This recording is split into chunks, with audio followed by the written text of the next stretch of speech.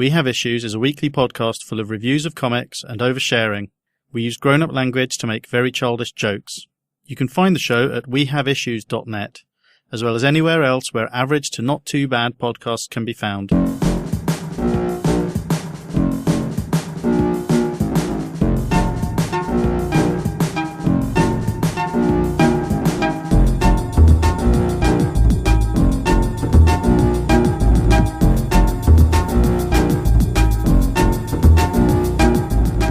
He looks like Salacious Crumb. I'm not going to say anything horrible about John because he's my friend. Yeah. Well, he's my friend too, but I mean, I have observed that he looks like Salacious Crumb. Jessie hasn't got to the point in her life where she's just horrible to her friends all the time. Oh no, I am. You guys are just older and I don't want to get punched. Why not? Old people do not punch younger people. I'm surrounded by cis men. I don't know. She's right, she is. I am cis. It hadn't occurred to me that this might be a threatening environment. If you're not careful, I will use my white, male, middle-class privilege on you. Fuck. I think we should start doing the podcast. Yeah, right. I'm now obsessed with the sound levels. This is intense. Well, that's good. You're the producer. You want to be. Yeah. I tell you what, we'd have made a damn sight better podcast over the last 5 years if you'd been a little bit more obsessed. May I say? May I say, Nick? That is a fair character assassination. Thank you. Is this the show? Yeah, this is the show. I've agreed. It's my job to tell you guys that, isn't it? Listener, this is We Have Issues. We are a podcast about comics. We'll start talking about comics in a minute. Haven't you already said that at the beginning of the show? Kind of, yeah, but they'll have forgotten that because of the kick-ass music done by David Wynn. I really like it. I like it right at the end where it gets all exciting.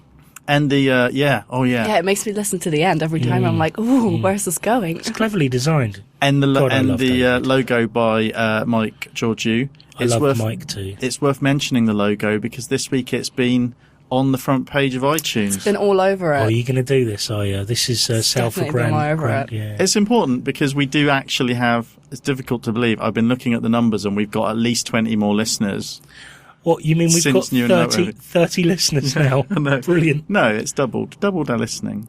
Don't be so down on the numbers. We've got at least 20 listeners. That's amazing. People are listening to us. We've doubled the numbers. Shit. They're wondering why. At this exact moment in time, they're wondering why.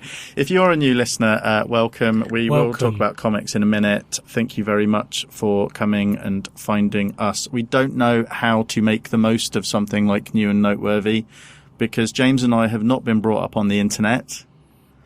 And Jessie is intimidated by our by the patriarchy, really. Yeah. Into not really saying anything. I'm sorry. Yeah, it's not my fault. I'm oppressed. Can you hear the fear in her voice? I know. It's not good. Now you see, the problem is now it sounds like I'm making light of all of this stuff, and I don't mean to. Yeah, we were having a really serious conversation about this, 10 minutes ago, and now we've already gone to mocking real issues. So what you're saying to the listener, Jessie, is we were having a good time till you guys turned up. I'm really sorry, but can you guys leave? We have covered in the time it took us to get a studio that actually worked. We've had a bit of trouble getting started, and we've covered the ridiculously draconian and women-hating porn laws in this country. We talked a little bit about gender politics, the deep diving gender politics that I really don't want to get started on this show because we're positive over here. Yes, we're positive here. Talked about other stuff. We talked about the frustrations of getting a working studio, and James and Jessie started talking about comics, which is not done. We've got to talk about comics on the show. We had a little chat about retarded ejaculation as well. We had a long chat about retarded ejaculation. Newcomers to the show might not have heard James talk about it. Do you want to just give them a quick recap? Freudian slip. I take antidepressants, and one of the side effects is retarded ejaculation, whereby I can be having sexual intercourse for a very long time and not orgasm. So line up, ladies. No, that's in poor taste. No, because I'm still disgusting to be in bed with. No, I think we should take this opportunity to give sex etiquette lessons over here. Etiquette. Actually, it's interesting because this week in comics, the Matt Fraction, Chip Starsky, Just the Tips, sex education or sex advice book came out, and I've seen it in the shop, and it's this really nice little pink square hardcover. It looks amazing. I'm not going to buy it. I don't need any And advice. isn't there an O-Joy sex toy book out at the moment as well? So I think there is. I don't think we've got that in our local shop. no, I think you have to buy it from Erica Moan's store, don't you? Yes, I You think can so. do. I Very will- good. If you're not aware of O-Joy sex toy, it's a brilliant sex positive blog. I will. Everything she does is amazing. Very good. Yeah. I will put links to that in the show notes. If you're a new listener to the show, you may not know this. There are full show notes for every episode, including timings for when certain reviews start and stuff like that on the post for this episode at the website. Shoats. Shoats. Yeah, you shorten show notes to shoats. I do like a compound word. Because sometimes it's show dash notes. Then sometimes people don't bother with the dash. That shortens it. But yeah, shoats is even better. Yeah. You can find all those episodes at wehaveissues.net. I'm going to be very much like Tim Berners-Lee, and I'm going to give that to the world. The world can have shoats for free. Shoats. Yeah. I was listening to a podcast earlier on today about the man who invented the pop-up advert. Glad to be a man, didn't it? Well, he had very nice reasons for doing it, but he was so apologetic, and I felt sorry for him. What's a pop-up advert? Sorry, Jessie. I'm okay. I know we're gonna do this whole like I'm so much younger than you. Yeah. but I'm Well, you not are like, considerably younger So than us. much like. Don't treat me like a child. She's not a child. That's all you ever do. That's all I ever do, to be fair. I You're always mention like, it a oh, lot. you won't know this, Jessie, because you're far younger and you know nothing of the world. I'm not like that. I'm much more open-minded about the young. It's part of my charm. It isn't. I'm really sorry, listener. This is another thing that I feel I need to address. And the person who brought this up is probably going to feel like this is me being passive-aggressive, but I'm not being passive-aggressive. For once. It has been possible dipping into what I do on Twitter. I'm at Nick's site, listener. Or Facebook. I'm on Facebook, listener. We'll talk about where everyone is in a minute. To not quite enter in listening to this podcast and the other podcast James and I do, to not quite know where I stand on Gamergate. I don't like Gamergate.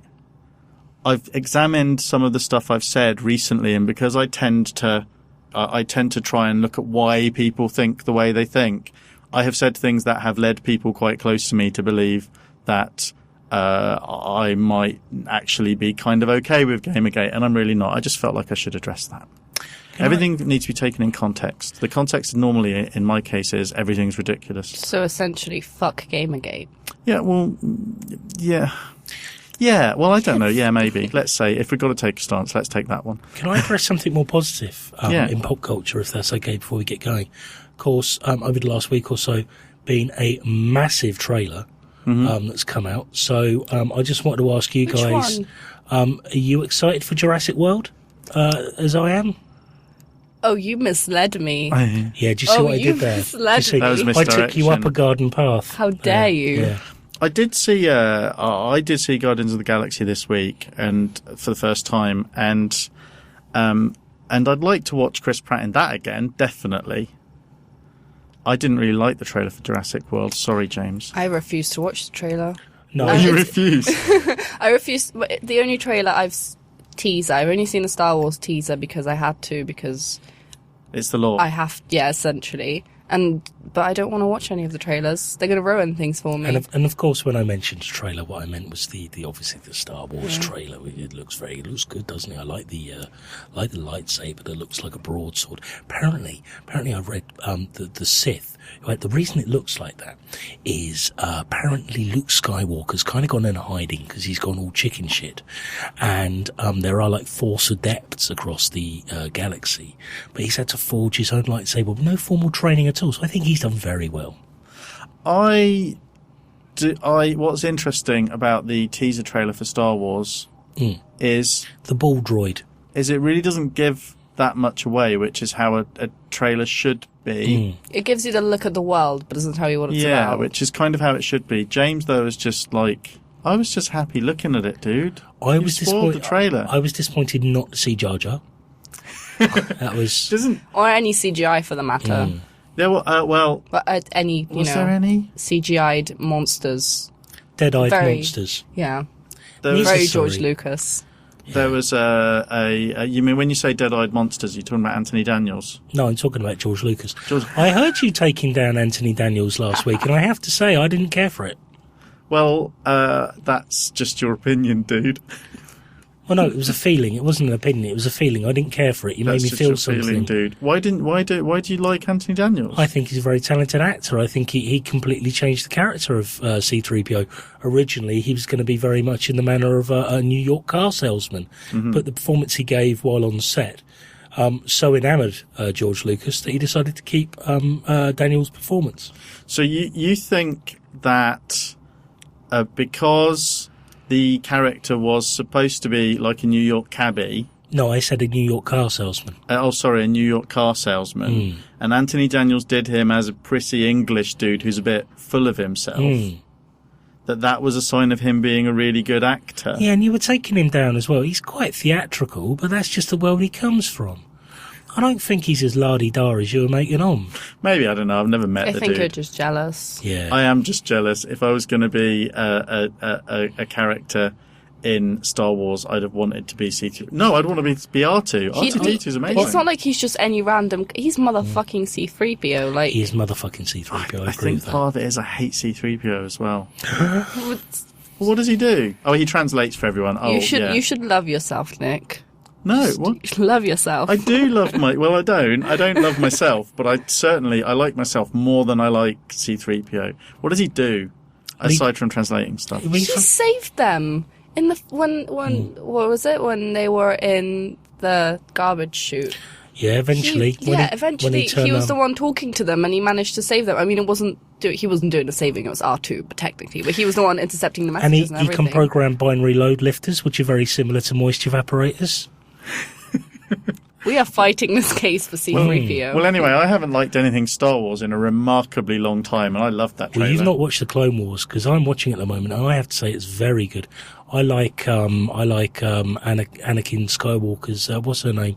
Ahsoka. She's good. I like her character. Ahsoka Tano. Oh, Ahsoka. Yeah. Ahsoka sounds like one of those jobs on a porn set. See, I thought it was pronounced Ashoka, as in like from Buddhism. But it wasn't Ashoka. How do they say it? Her name was Lola. She was Ashoka. Was Ahsoka? Ahsoka, yeah. I don't know. But she's good. I like her. Yeah. Good character. Oh, okay. Cool. Yeah. So she's not a porn set person. No, she's not a porn set person. I thought that joke kind of fell flat the first time round, but I'm gonna force it. I'm telling you what, repeating it makes all the still difference. Not funny. I think it's quite funny. Jessie, because you're quite young. Jesus, we're gonna lead with that every time. No, I mean it was going to be a joke about how the porn regulations are making it so that in the UK we won't have. Yeah, it's gonna ruin my future job plans, really. Oh, looks a lordy. Oh, you're going to produce or something? They've got great scripts. That's right. I was going to be screenplay writer for porn. Actually, I have to say the craft has gone, because in the 70s, which is my preferred 70s and early 80s is my preferred period. What with the bush and everything? But I haven't got a problem with women having hair where they're meant to have hair, Jessie. It's fine. But where they're meant to have hair. I mean, I choose to trim because of a thing called the visible inch. But I prefer, because there was a story. The visible inch is such a great term, because it doesn't need any explaining. No. I've never heard it before, but it's perfect. It's perfect. But there was a story, and quite often you'll find that sometimes the actual sex scenes are sacrificed in length for the story, which is very much the other way around now. Oh, I've met you on the street, let's have sex, and then there's just sex. See, I always skip to the end. I want to see if they get married. Oh, I think you mean just like the cum shot.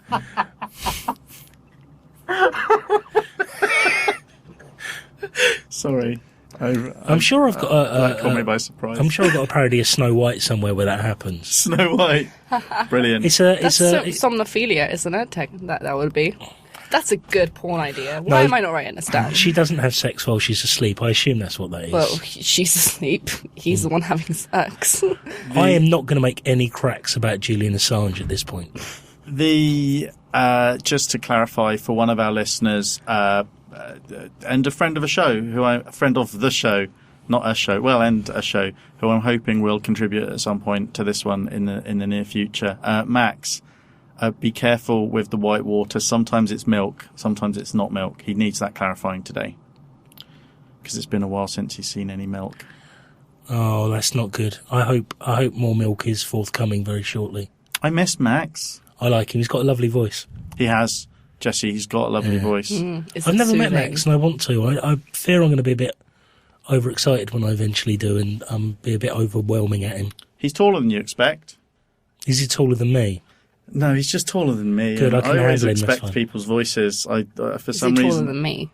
I don't know. How tall are you? You're 5'10". about the same height as. You're taller than me. See, I'd have had you as a 6-footer. See, that's because I. Oh, you've got heels on, haven't you? They are big shoes, actually. That's cheating. I'm tall as it is. I'm naturally tall. I'm enhancing my legs. You're over-talling. That's overclocking. Got to do what she's got to do. Yeah. Yeah, you're like a car that's been fiddled with. So I'm Nick Sight. As I said, I'm Nick. As I said, you can find me on Twitter at Nick Sight.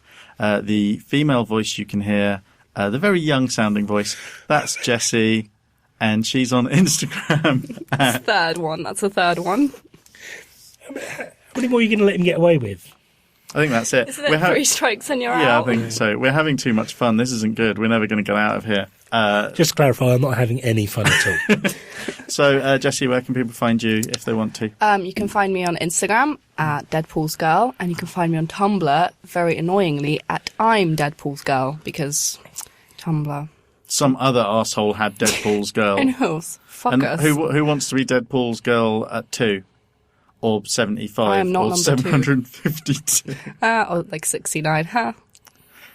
I like the sexual position. I just always assumed those people had gone through the process 68 times beforehand and someone had it already. Am I blowing your minds tonight? This is crazy. See, I really don't understand the internet. It's confusing. James, where can people find you? In the Shirley area of Southampton, usually nervously twitching behind my curtains when I see people wearing fluorescent jackets in case it's the police. Or at your therapist. James, MONB. Still not got the appointment through, Nick. Oh, okay. I want to know about the talking cure. I want you to report back. Not on this show, though. No. Oh, James and I do another show. It's called Two Grown Men. It's out on Mondays. It wasn't, normally 2 a.m. on Tuesdays, actually. It wasn't new and noteworthy, so if you're a new listener, you might not have heard about it. It's basically, I talk about masturbating and confusion about gender, politics, and James talks about being depressed and the effect it has on his penis. Yeah. So I think it's very interesting, personally. It is. It's fascinating. A very good all topics podcast we've covered on this show so far, though, which is so I'm trying to work out what the difference is. If you take those bits that seem out of place on this show and stretch them out to a whole hour from beginning to end with some stuff about 90s music thrown in. That's glorious. That's Two Grown Men. I miss the 90s, Nick. Should we talk about comics? Is that what people want, do you think? I think at this point we should, yeah. Yeah, okay. So I've got some new comics this week.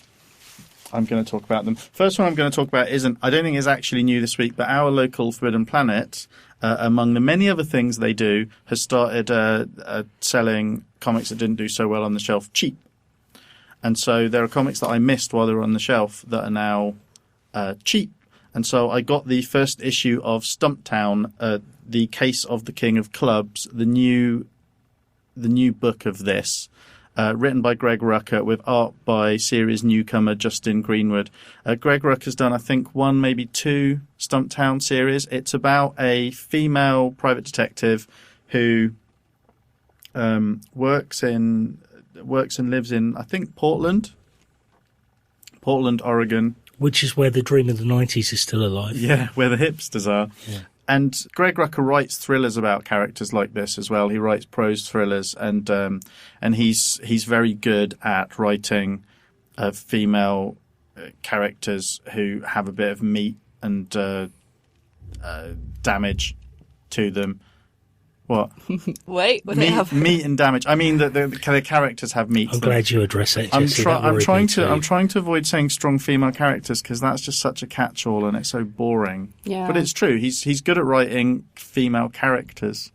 And in this one, I can't remember, her name's really odd, so I always forget what it is. It starts on a football match and it ends just after a football match. American or European? Soccer. They call it soccer. European I think Greg Rucka's quite a fan. The main character's called Dex. She balances the being a private detective with looking after her. I think it's her younger brother who's mentally handicapped, I think, or certainly very high on the autism spectrum. So she takes him they go to watch her playing football on this like kickabout with some friends. And then later on they go to an actual full on match. I think it's a game between Portland's team and Seattle's team. And there seems to be like a lot of rivalry between the two of them. And well, the cities are quite close, aren't they? Yeah. So there would be like Southampton and Portsmouth. Very similar. Almost exactly the same. One of them's called Portland and the other one's called Portsmouth. So now we know who to cheer for. Yeah, they're practically... Well, she's in Portland, so... Most of this episode takes place around soccer pitches, and it's an area that I'm not really that familiar with or fond of, but the emotion and the enthusiasm for the sport and the way that the rivalry between the teams is represented and stuff like that, it's really well written. At the end of she's a private detective, so you know that, and it's called The Case of the King of Clubs, so you know that the series is going to be about her investigating something. Most of this issue is set up to let you know the culture in which I think this case is going to happen, because the case is related to one of her friends who you meet through this day of football-related, soccer football-related excitement. Justin Greenwood, who I'd recently seen on The Fuse, the Anthony Johnston comic, is really good on this as well. He's good at capturing the characters, but he's got a sort of an exaggerated style that does a really good job with the motion and of the football games and stuff like that. It's quite interesting because the first few pages of this are actually a football game between amateurs, and so there's lots of stuff on the pitch. The second chunk of it is all spectators at a proper stadium and behind the scenes stuff when they're going to get signatures and stuff like that. It's odd. I wouldn't read this comic if you told me it was a soccer related crime-like investigation, but because it's Greg Rucka, I thought it was good. From our childhood, there are two benchmarks for soccer-related comic stories. Mm-hmm. First one's Roy the Rovers. The second is Billy the Fish. How do they hold up against Roy and Billy? Hard to say, because I can't really remember. Billy the Fish was a fish, wasn't he? He was a goalkeeper for Melchester Rovers, I think. I think it's probably more like that. Yeah, it's not more like that. I don't know. It's very different from both of those. Okay. The thing that really stands out, the characterization and the relationships between the characters is great. The way she is with, the way the main character is with her brother is so sweetly realized, though. It's really nice. I remember that from previous stories, but he's always been a peripheral character to previous stories. He's just part of her life, but this case looks like it's gonna be something that came to her through her life, so it's really good. I'm not sure what issue they're on to, though, because obviously I picked that up as an old comic, and I'm not sure, but I think it's still ongoing, and it's really good. So if you can find the first issue, it's great. Just want to quickly talk about Tooth and Claw number 2. It's I talked about the first issue on a previous show. It's an Image comic. It is $2.99, but it's really good value for money. It's a pretty thick, dense read. It's, as I said, Tooth and Claw number 2, written by Kurt Busiek, with art by Benjamin Dewey and colours by Jordie Bellaire. And the first issue established this world where everyone's, and they're mostly humanoid, but they're based on animals. You're not sure if it's supposed to be the distant past or the distant future or not our world at all or anything like that. But it's a really rich culture where different races are also different species, basically. There are sort of bird people. The main character in the first issue is a young lad who's the son of a trader, and he's following his dad around because someday he's going to take over, and he looks like one of those dogs, the terriers, the ones with the really smooth, snouty faces. Their faces are like all snout. What sort of dogs are those? Like a fox terrier. Is that what? I don't know. Anyway, or a Scotty dog. Scots. No, they're like smooth white faces. They don't look like Ku normal Klux dogs. Klan. Yeah, they're like Ku Klux Klan dogs. They do look a bit like they've got a hood on, actually. And Benjamin Dewey does an amazing job of realising these characters and actually giving them expressions and understandable expressions and stuff. But the first issue, there was this situation in it where there are a bunch of wizards from all of these different cities. There are these floating cities, and there's this underclass of like buffalo people that live on the planet below that they basically treat like a slave class or a servant, well, a working class, I guess. And Plebs. Yeah, and the wizards from all of these different cities, they're kind of there's a climate change subtext. Basically, they have realized that in this world, magic is running out, and there's going to be a point where the magic runs out completely. And they're very aware that there was a time at the beginning of where record starts, like a mythical time, when there was this hero, sort of Conan-esque type hero that they all tell stories about, and that magic was rife then and came into the world when that guy was around, but then disappeared. And so they decide they're going to try and bring him back. The weird thing, the weird and quite cool thing about the magic in this is it's all transactional. They talk about it like it's engineering or something. Mm-hmm. So they have to get a whole bunch to try and go back far enough in time to grab this character, this hero. They have to get a whole bunch of them together, and they're all talking about it like it's an engineering project or something. It's really, and the way Kurt Busiek writes it, it's really, really interesting. It's the sort of book. It's a sort of story that I wouldn't normally be into because there's lots of world building going on, but it's also it's that done right because you find out about everything through the course of the story. There's no moment where you don't have to read the appendices or anything, which is a kind of recurring theme in the sorts of world building stuff I don't like. All of the different species, I'm not sure if they breed across the species. At this point, it hasn't been made clear. Is that something you'd like to see? Yeah, I think so. They all tell stories of this champion, and as far as they're all concerned, he's one of them. So we ended the last issue with this kind of mystery hanging over what exactly he was, because, of course, it's like in Star Trek The Undiscovered Country, where all of the different species from all over the galaxy claim William Shakespeare, I think. Well, no, it's the scene when the Klingons come to have dinner with and she says, one of the characters says, you haven't read Shakespeare till you read him in the original Klingon. Yeah. There's a couple of bits like that are quite funny. And I love this comic. It's really good, and it's definitely worth $2.99. One thing that Kurt Busiek said online, I think, in the prior to this coming out, was that he had got the impression from some people talking online that because this is a talking animals book, that it was somehow all ages friendly. And he warned people that no, in case it wasn't clear in the first one, because the first one's quite edgy, in case it wasn't clear in it that it isn't all ages, so be careful who you give this second issue to. This second issue is brutal. There's also lots of genitalia in it. One particular genitalia. There's a Viggo Mortensen thing going on. That reference might be lost on...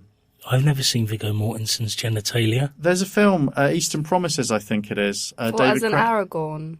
No, not him, but not as Aragorn. He's not playing Aragorn. Aragorn. Yeah, exactly. Well done, James. It's good to have you back. Thank you. It's good to be back. Hi, everyone. I think it's Eastern Promises where he has a fight in a bathhouse and he's completely knackers out for everyone to see. Is that on video on demand anyway? Does anyone know? I was going to say, I know what I'm doing tonight. I don't think you have to go to Skinemax or anything. I think it's just a film that came out. David Cronenberg makes films with Robert, what's his name, who was in Twilight. He's legit. I'm not so keen on Robert Peston. I don't think there's any films with him with knackers out fighting going on. Unless, I only saw the first Twilight, so I don't know where that goes afterwards. To be fair, my go-to is still Women in Love. Yeah? Yeah, the scene with Ollie Reed and Alan Bates fighting in front of wrestling naked in front of the fire. I have never seen that, but I do like watching Oliver Reed doing interviews because he's always drunk. I tell you, the reason I I like hanging around with John is because I think we've got that dynamic going on. Obviously, I've got the Ollie Reed thing going on. He's got the slightly smaller. I reckon if I can get him drunk enough and get him naked, we could easily reenact that scene. I want to be there. So anyway, the next book I got this week was Angela, Asgard's Assassin. It's from Marvel. It's $3.99. I got the Scotty Young cover. I was going to say. And she sat on the Rainbow Road level from Mario Kart. Cute. Yay. Yeah, it's a little known thing. It's a little known fact about Marvel that the Rainbow Road, the Asgard Road thing, was based on, actually stolen from Nintendo, wasn't it? Yeah, Mario Kart. Mario Kart. I once played that on the N64 after eating a couple of hash brownies and almost had an accident in my pants laughing. There's not hash browns. Brownies. The little potato No, things. it's when I was younger. It was the cannabis. Oh. I can't believe you didn't get that. Oh. See, I've been just cramming those things from McDonald's, wondering why I wasn't getting high. Burning them and trying to crumble them into cigarette papers. And it's just making the papers wet. I don't know what's going on here. The other covers are available, and they're all lovely, actually. You will not be disappointed if you like nice comic covers. This is a comic about Angela, who was formerly a Neil Gaiman / Spawn universe character. There have been lots of fights between Todd McFarlane and Neil Gaiman over the years that have ultimately culminated in Neil Gaiman, I assume, selling her to Marvel for lots of money. I don't know. And it's... I've always in the back of my mind been sort of unclear on why Marvel would even bother with it, because literally the only amazing thing about that character originally is that Todd McFarlane and Neil Gaiman have been fighting over her, but she's been really good in the Marvel universe so far. I think she just looks like the Spawn character. I don't think she's... I think Marvel just went, we're going to do it because we can. Yeah. Or maybe it was a package deal with Miracle Man. It was definitely a package deal with Miracle Man, but I'm not sure what the deal was. But she's been great in the Marvel universe. The first time I saw her, I was like, well, this is weird. And it was part of a whole dimensional weird multiverse thing. Age of Ultron, yeah. She popped into existence. How did that end up? Was that good? Everyone happy at the end of that? It was all right. I was really confused. Yeah, I missed an issue and I was like, what the fuck has happened now? It was very good, though. I think it was compromised by taking a really long time to come out. So Marvel wanted to get to a certain point at the end of it, and then they were kind of stuck. All of the stuff that's come out of it, though, like Galactus in the Ultimate Universe was quite fun. And anyway, it's easy to do this when it comes to Angela. The point I was trying to make, though, was despite all of the weird dimension-spanning fuckery, it now seems that there's no weirdness about the fact that she was from an Image comic and now she's in Marvel. They've created this backstory that ties her very much to the Asgardian stuff, the Norse mythology side of Marvel. She's Thor's sister. Yeah, I think, which all became apparent after Original Sin, I think. But she was brought up to hate Asgard. This is all stuff that I didn't read that bit of Original Sin. This is all stuff that I picked up from the beginning of this comic. This story it kind of tells you all of this stuff at the beginning, but then you're not entirely sure what's going on with her. She's clearly on some sort of mission. There's a suggestion in the narration that she's walking across this sort of metaphysical plane that might be part of the Asgardian, the Marvel Asgardian mythos or not. It turns out it is. She's trying to find someone, but you get the sense that at the same time people are chasing her. And it's all kind of, it's this weird mix of Norse mythology, and it feels almost like a Western as well at the same time. She finds this little small outpost town, which is populated by little goblin-y, sort of Asgardian goblin-y people, but she finds the person she's after, and the person she's after is this young woman. Is clearly someone that she's got some blood oath to, that she rescued when she was a baby, and she's looked off. She's like kept an eye out for her entire life and stuff like that.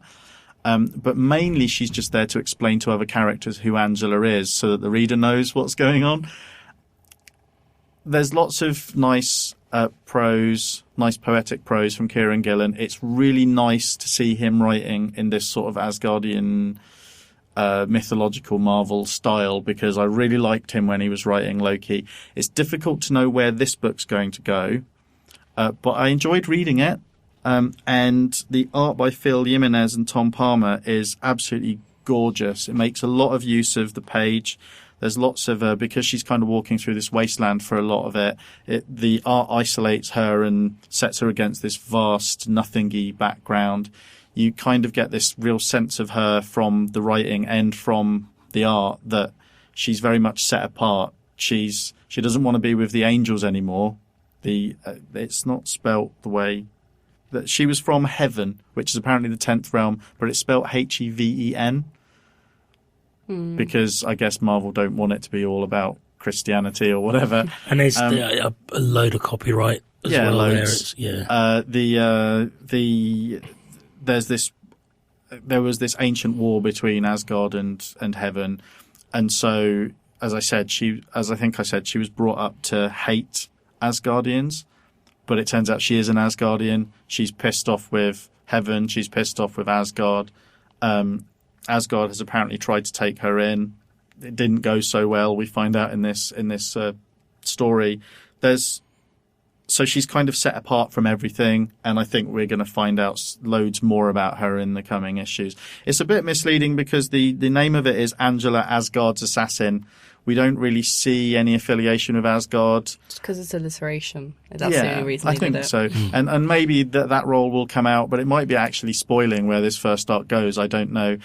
She doesn't strictly assassinate, because I tend to think of assassination as you've got a target and you go and kill them. You get paid for it. Maybe. Yeah, she there is carnage. She does kill a lot of people or fight a lot of people in this issue, but it's kind of just random violence. Well, not random. The title reminds me of the Loki thing going on, right? It's Agent of Asgard. Which he's not, though. He's just off doing random shit, but it fits. It kind of it does sound nice. I like the title.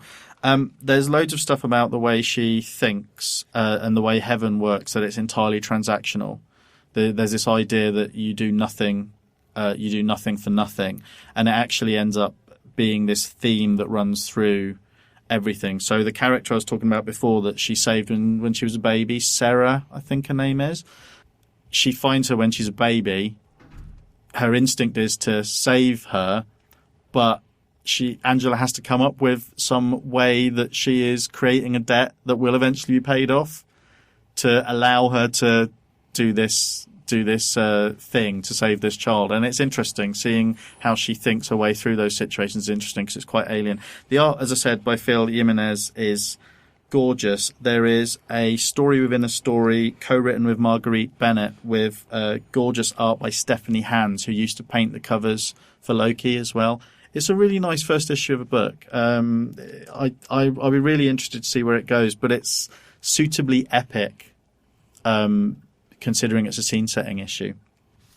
And finally, I'll try and talk about this quite quickly because I've gone on a little bit. But he doesn't. I say that a lot, don't I?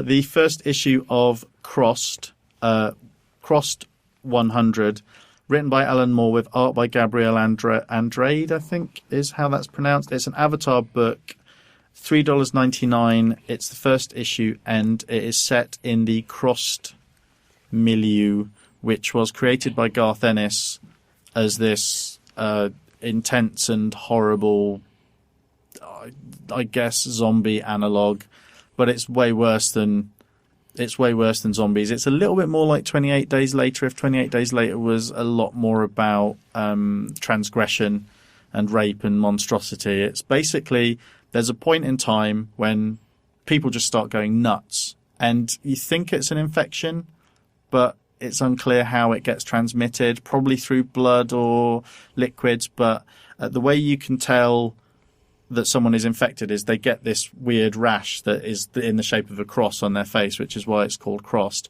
And basically, being infected cuts straight through everybody's inhibitions, and because it's Garth Ennis writing, what that means is people basically just become monsters.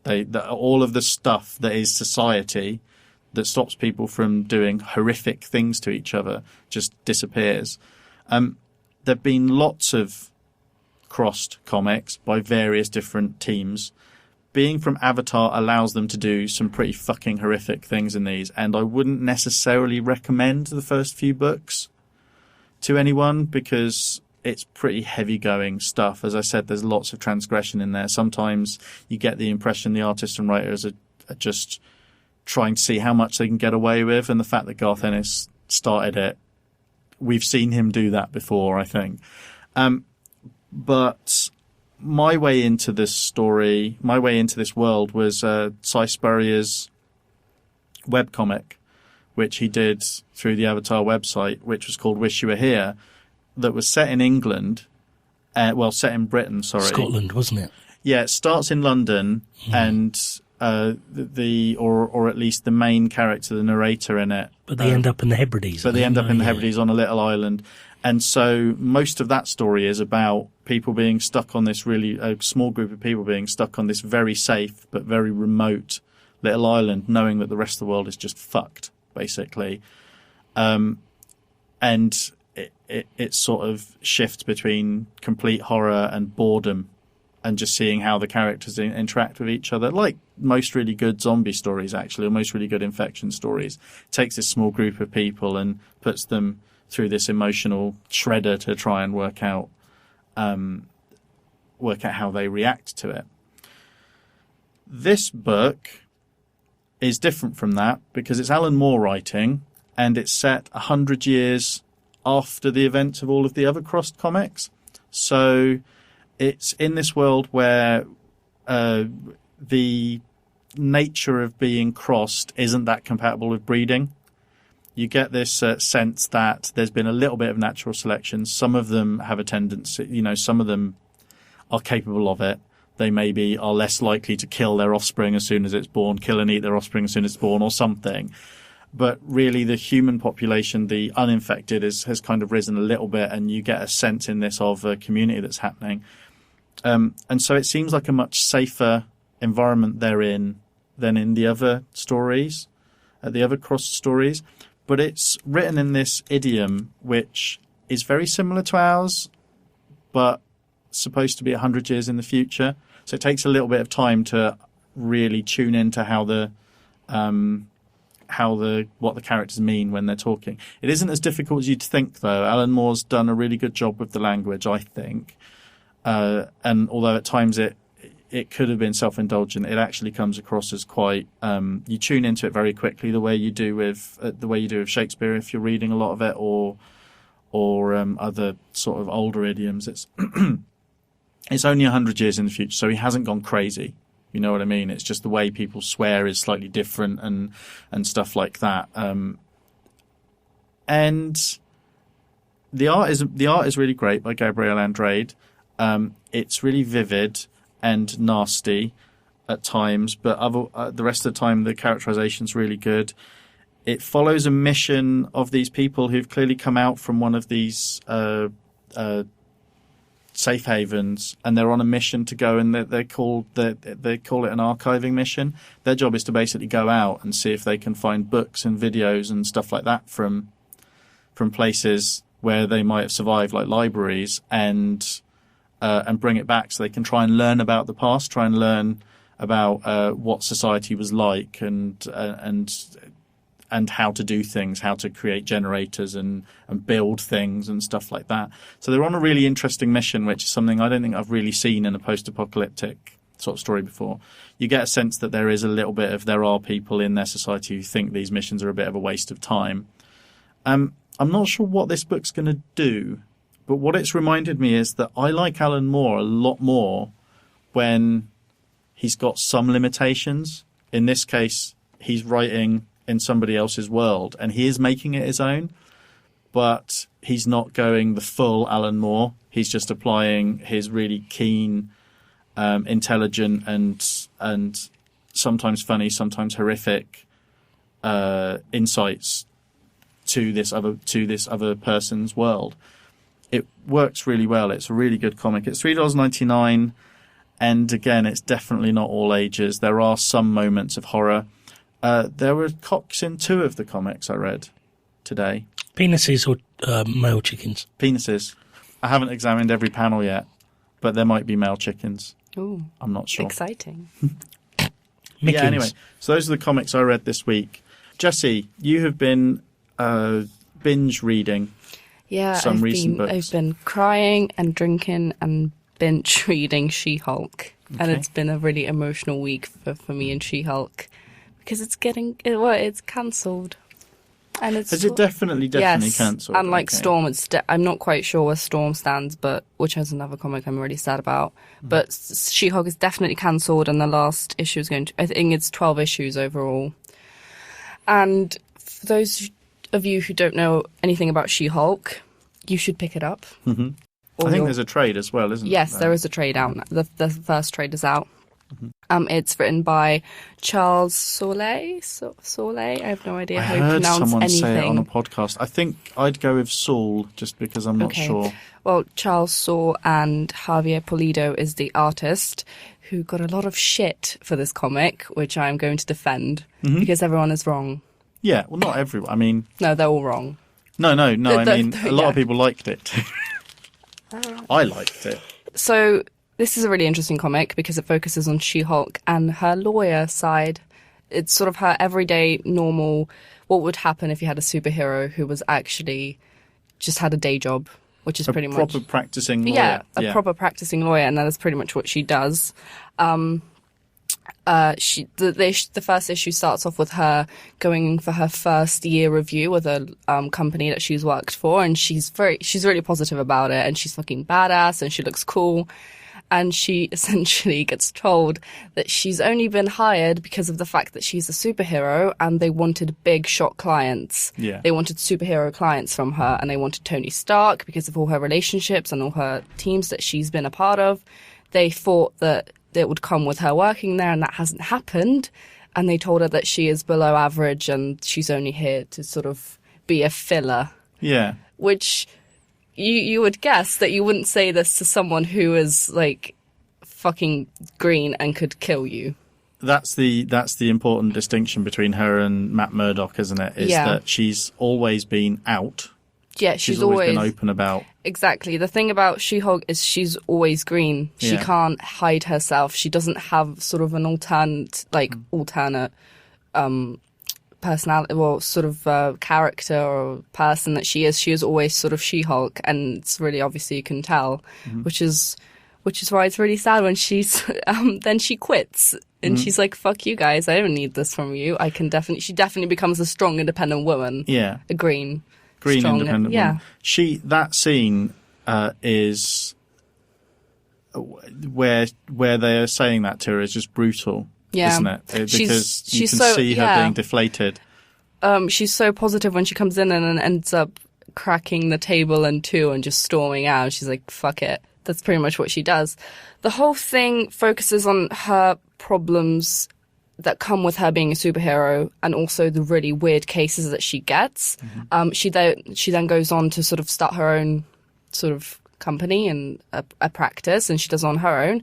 But there are problems with that too, because if you're a superhero, it's very hard to find an office, rent an office or anything because of insurance, for example. Yeah, your liability insurance is going to be sky high. Exactly, that's it. And it's really interesting because it really grounds the Marvel universe. I think you can really, if you keep reading all the Marvel comics, you're like, oh, okay, the superheroes. And there are obvious real problems that, for example, the X-Men deal with, the fact that they are different. But this is a lot more realistic. Yeah. Especially with the insurance. There are very weird characters in this. There's the Angie and the monkey, who ends up working with her, and a really obscure character, which I didn't know anything about, which was Patsy Walker, Hellcat. Patsy Walker, Hellcat. Yeah, she's got a weird fan following. Not weird, she's not in a lot, but she's well known, among certain people. It's really odd. She is odd. Yeah, but I really like her in this, and I really like her relationship with She-Hulk that she sort of has. And to be fair, a lot of why I read She-Hulk is for the interactions that she has with a lot of the characters. For example, you mentioned Daredevil. She has she has this really interesting lawyer rivalry with him. And every time he appears, you're like, oh God, we can start like bitching at each other again. And it's really great. And her relationship with Stony Tart. Yeah, that's okay. That's a character from Game of Thrones, but it's fine. Tony Stark is sort of mentioned in the very first issue, where they're sort of bickering and there's a case against him, and like he sends all of his lawyers, and it's just her and these fucking like, I don't know, thousands of lawyers that she has to go up against, and it's really, really great. Later on, she decides to take a case for Captain America, who is not Captain America anymore. He's just Steve Rogers. He's an old dude. Yeah, he's old an man old Rogers. dude. Yeah, and it's quite touching because, you know, she is a nice lawyer, and it's nice to see that. Like, he comes in and he's like, I can offer you like thousands for this if you do this for me. And she's like, no, Steve, this is for free. And it's really nice to see that. Like the moment where she opens the door to the office, I think it's Patsy and Angeli. They both just sort of turn around and like, is that like Captain? Like what? This like freeze. It's really great. It's so refreshing to see this because I am a little bit sick of superheroes in my comics just like doing the same old thing, and she's really not. Yeah. And she does mention like, you know, I've saved the city so many times, and I still do the hours that I do, but I've saved the city. She does have this really good balance, but it is really refreshing to see her like this, and that's why it makes me so sad that it's getting cancelled. It is pretty sucky. I read the first few issues. I've kind of got to get up to date with it, but it's a very human book, isn't it? Like you said, it's very grounded because Definitely. It's not all of her cases are in some way linked to the Marvel Universe or to something weird, but she's got she's not like the Hollywood lawyer that Matt Murdock is. You know, when you watch a film and they nail their case by coming out and giving a really big speech. She's a much more sort of, well... That's the thing. She's a really hard-working lawyer. That's what I can give her. And it's great to see this. And, you know, when she does approach cases, she's like, okay, how am I going to do this? There's no, like, you know, she storms in at the last minute. She's like, yeah, she does that, but she doesn't do the whole, oh, I'm badass all the way throughout. You can definitely see her struggle with cases. And there's a much bigger story arc with, which I don't know, they better fucking explain this because I have no idea. The Blue Case file is this case against her and all these other superheroes and villains. And it's part of, like, a bigger thing going on. And I really hope they explain it, because I really want to know what's happening. And every time someone tries to open the file and sort of like work out what's going on, they go into this like fucked up frenzy thing, which like no one can explain what's going on essentially. And lastly, the art in this, which people can just fuck off if they complain about this, which I've heard some people who have.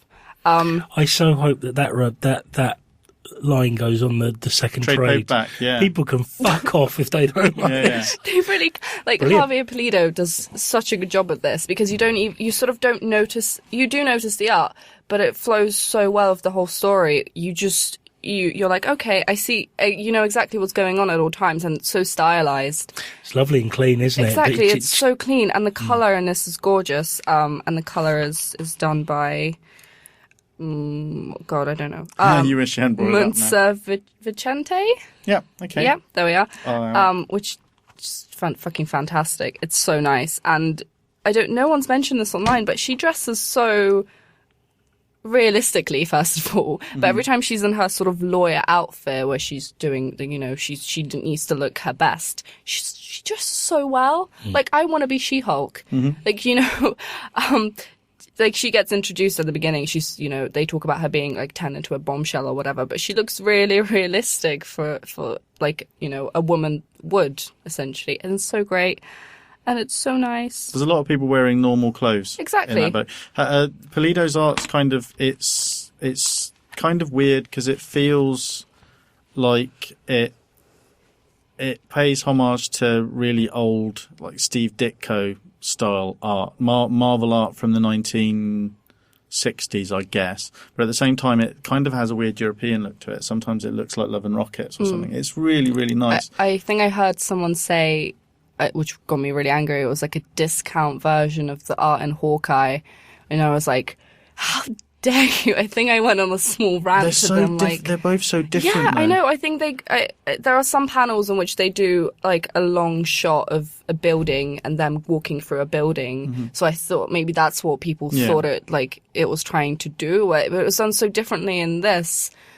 Like, oh, people are so wrong. It's what's happening there, I think, is because it doesn't look like. And the thing is, most Marvel don't seem to have a house style anymore, which is a really, really good thing. But because they don't look like standard superhero books, it's not what people are expecting. They can only examine or interpret one comic in the style of another comic, but techniques like that, the use of space and moving through a building and stuff, people have been, like, Frank Miller was doing that in the 1980s with doing similar things to that in the 1980s, and alternative comics have been doing that stuff for years. Acme Novelty Library does it loads. Chris Ware does it in that. So it's just, but it's because people don't know how to interpret this stuff. That's the thing. Like, you know, just because it's not your typical because it's not realistic in terms of, like, the art.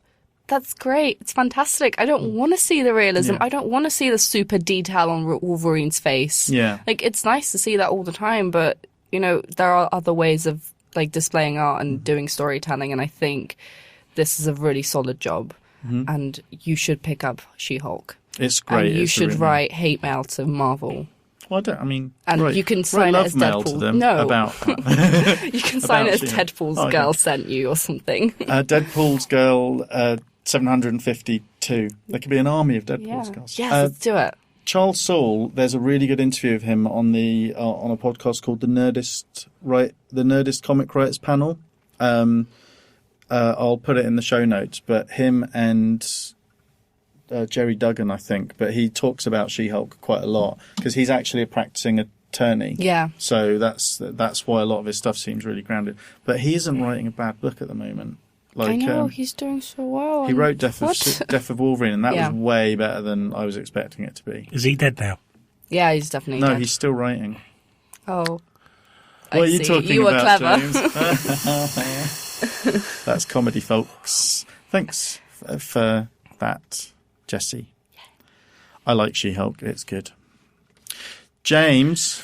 Jessie, have you noticed you like Star Wars, don't you? Yeah. I like Star Wars. Yeah, but I'm talking to Jessie now. Yeah, okay. I've got a tattoo, man. We've got the same tattoo. We are tattoo brothers. Tatooine. Or sisters. Tattoo twins. Tattoo twins. Twins. That's very good. That's very good compliment. I'm looking across the table and it's like you're fucking twins. I just can't tell you apart. It's not fair. He's got bigger boobs than me. Hey, do you know what? That's probably not far off the... Oh, man. I was putting myself down there, not really. Yeah, but I've got really poor self-image, so... Oh, stop it, you two. You're both gorgeous. You're as God intended. Can we just pretend they're big pectoral muscles? Right. You know, in Star Wars, Aunt Beru's got that next to the blue milk. She's got the space chicory machine. Yeah. That she puts space chicory into. His computer sounds exactly like a space chicory machine. It's been putting me off. It is rattling a bit. Sorry if you can hear that, listener. And I've got a drink that looks like Maximilian from the Black Hole. I've been having quite a time while you two been reviewing comics. I've been in sci-fi heaven. You've clearly not been listening. You've just been wandering off. I enjoyed your bit, but his bit made me switch off a bit. I'll always remember Aunt Beru and Uncle, what's his name? Owen best as the big giant pork scratchings lying in a steaming pile. That's just rude. It's too soon, man. Do you know it's the 1990s before I identified that it was their skeletons outside the house? Did you think it was just a campfire? Well, no, I don't even. Had a nice campfire, and I don't even watch A New Hope on VHS. It was too fuzzy. Oh, okay. Small that sounds TVs. right. I watched it on VHS. VHS. God, I'm so fucking tired today. I know the feeling. Stony Talk. Stony Talk's good. Stony Talk brilliant. is going to be in the next series of Game of Thrones. I don't know why you're being so hard on yourself. My favourite character. I thought it sounded like a character from Absolutely. That's going back Stony a bit. Bridge. Never mind. What's Absolutely? It was from the 1980s. It's a Scottish sketch show from the 1980s. This isn't fair because you've actually asked a question about something that was before you're born now, and I'm not allowed to say anything. Go on, make it a fourth. Come on. In the 1980s, there was a program called Absolutely. And 90s. Morwenna Banks was on it, who is the voice of Queen Thistle and Mummy Pig from Peppa Pig. I love Peppa Pig. James is obsessed with Peppa Pig. He goes to Peppa Pig World at least once in a blue moon. I've been this year. My daughter's getting a bit old for it now. She's too sophisticated. That's the other podcast. James, you've got something to talk about. I have. Listener, have you been affected as I have by recent events? If so, alcohol, drugs. just forget about it. Do you want a time limit? Just try and I find what works best if you just deaden yourself off to the world, then it can't hurt you. Would you like a time limit? I don't care. You didn't have a time limit. He must have gone on for at least half an hour. Yeah. What do you reckon? Don't do this, James. This is beneath you. don't spoil this.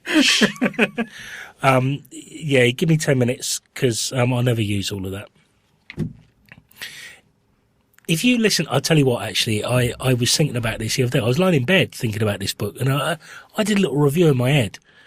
And I nailed it. I was really, there's no way I'm going to be able to reach the heights that I reached the other evening. How long was it in your head?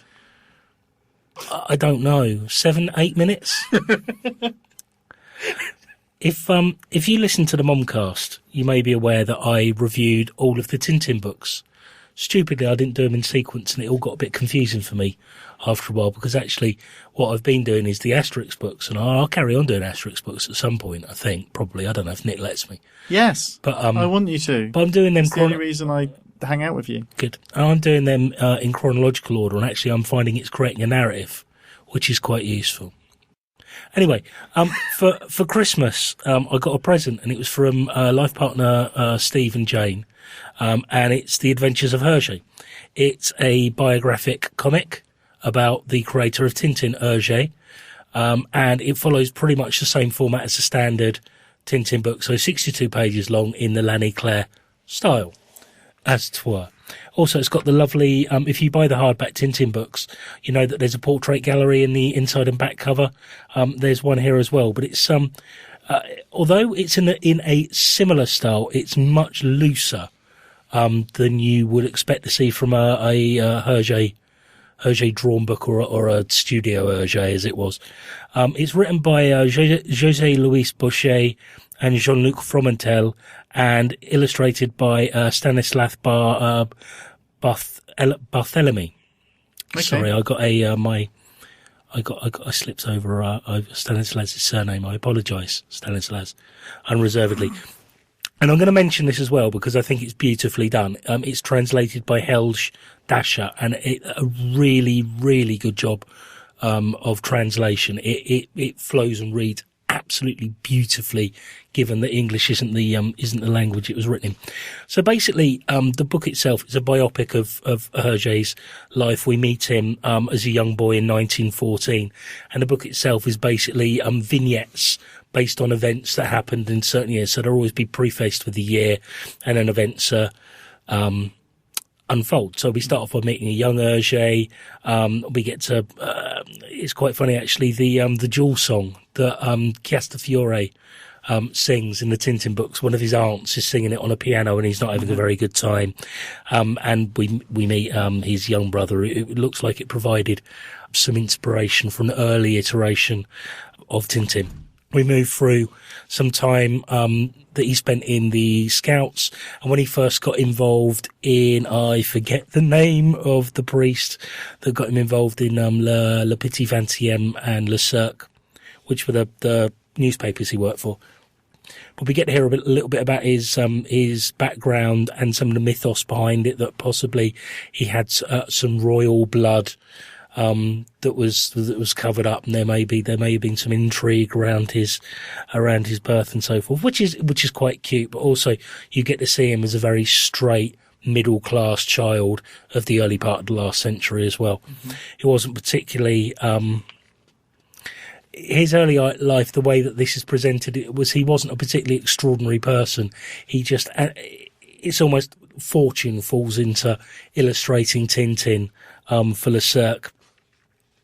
And we see a little bit of the phenomenon that those early stories caused.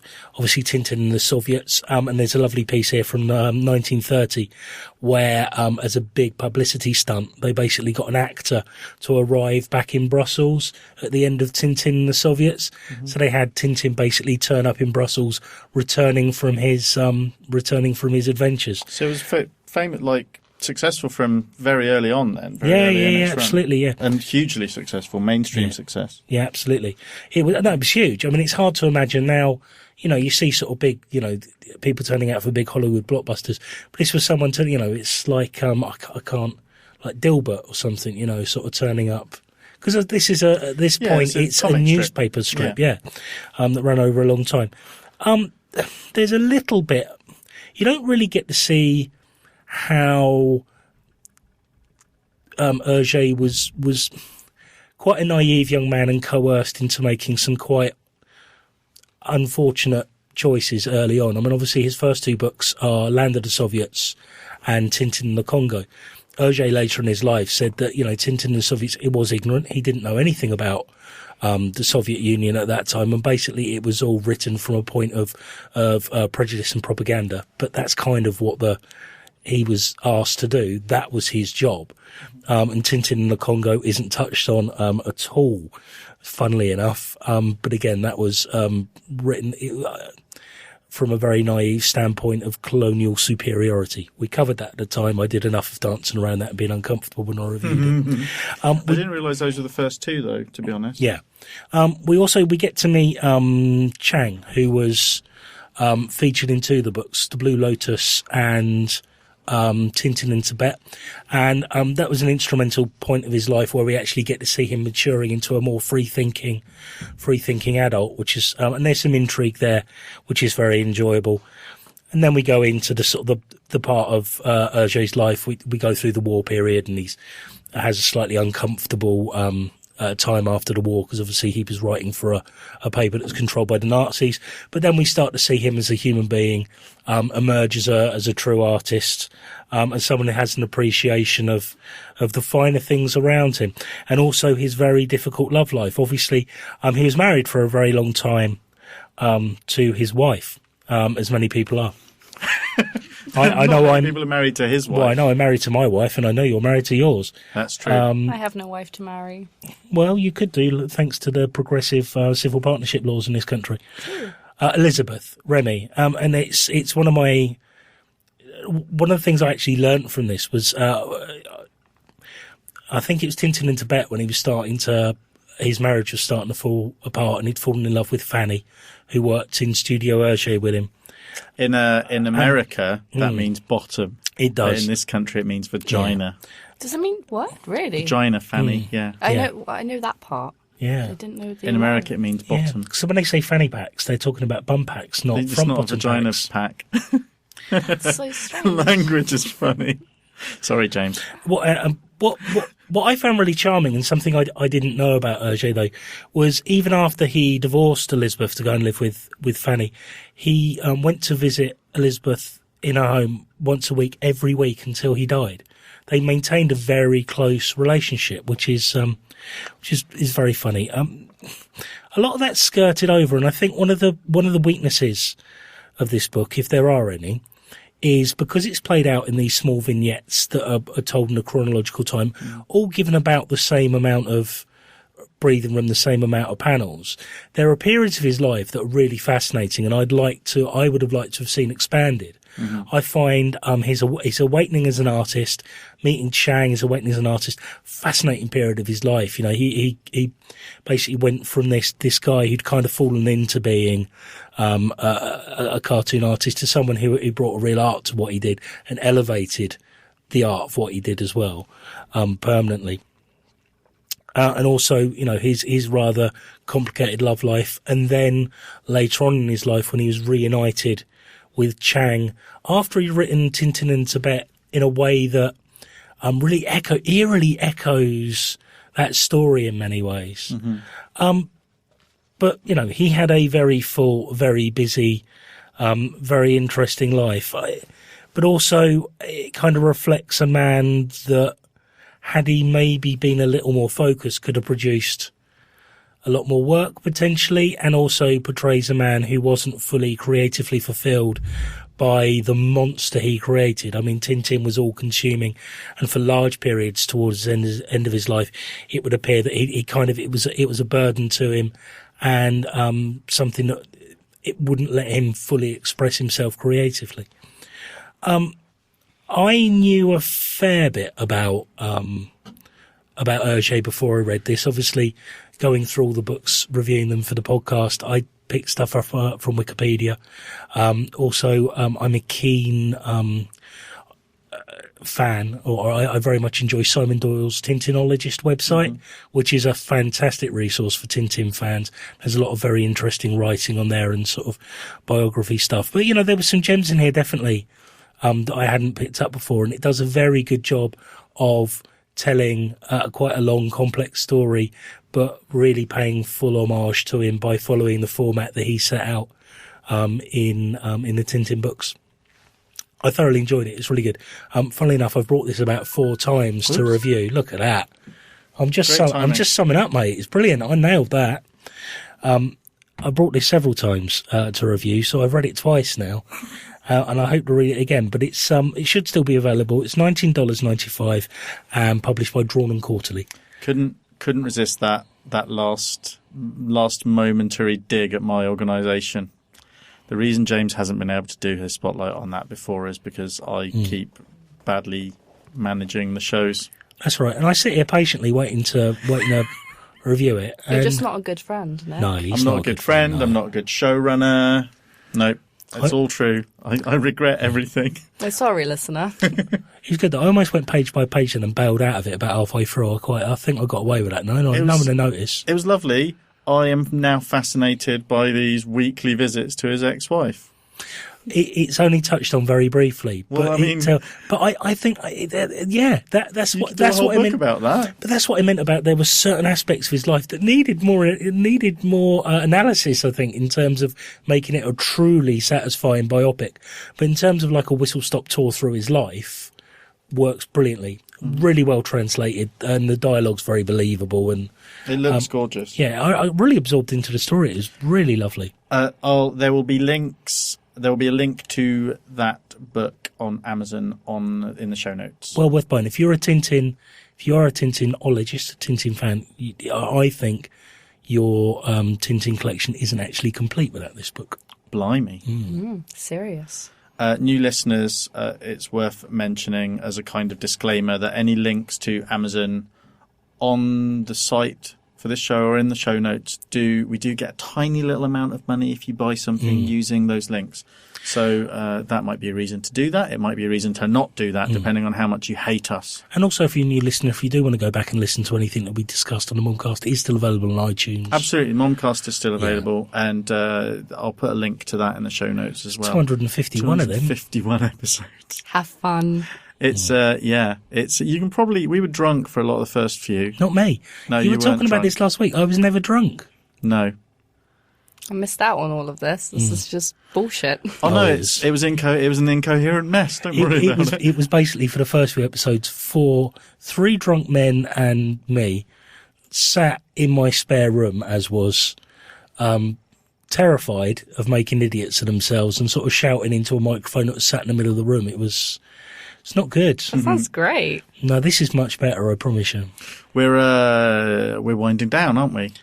I guess. I am. I'm almost 40. It's all downhill, It's really. all You know, it's all downhill. gone wrong for me, Nick. Definitely at least halfway through our lives. Oh, at least. Oh, I reckon I hit midlife at 30. So, worth listening to, other than this show, obviously, and all of our previous shows. As I mentioned, the Nerdist Comic Writers panel with Charles Soule and Jerry Duggan is really worth a listen, especially if Jessie piqued your interest about She-Hulk. Stacey's Pop Culture Parlour. Stacey is a podcasting friend of mine. She did a recap of Thought Bubble 2014, which I really enjoyed listening to. You're never going to let go, are you? You're just going to keep reminding me. I mentioned on it at least a couple of times, so I thought it was brilliant. She also says some very interesting things about leaving feedback for things that you like, which is a perfect segue into me saying that, listener, if you've enjoyed this, please do share us with your friends and, enemies and that. But also, if you can rate and review us on iTunes or wherever it is you listen, or if you can talk to us if you like something we've said or dislike something we've said or want to correct us on something, you can either post a comment on the post for this episode, or you can email us at issuespod@gmail.com. You can follow us on Twitter at issuespod. And there's a Facebook page. There is a Tumblr, which I've started posting stuff to again. But at the moment, I seem to be flooding it with links to these episodes on YouTube. They're also on YouTube and they're also on SoundCloud. So there's plenty of opportunities there to leave us comments and get in touch and stuff. I guess that's us done. Yay. I feel very tired. Do you feel tired? No, I'm pumped. You're pumped? I want to go clubbing. All right, okay. Well, I'm not going to. Well, I'm far too old for clubbing. I just want to go home. Yeah. I want to go and have my tea and have a little sit down. Should we say goodbye? Bye then. Bye-bye. Bye. Bye.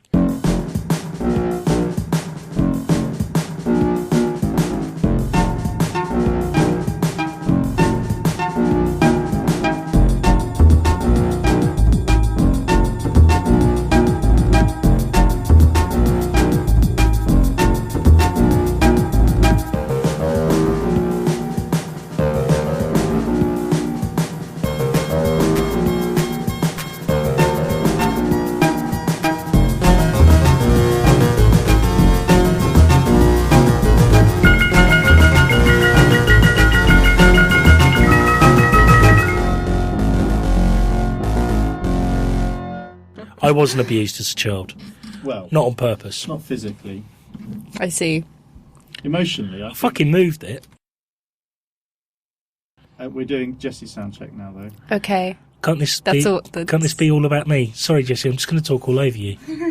Can't this be about me for a bit longer? Oh, look at me, everyone. John's nice. Love me, mummy! You've got the other podcasts for that. Jesus. Yeah, that's true. We have got the other podcast. The only problem is I talk all over him on the other podcasts.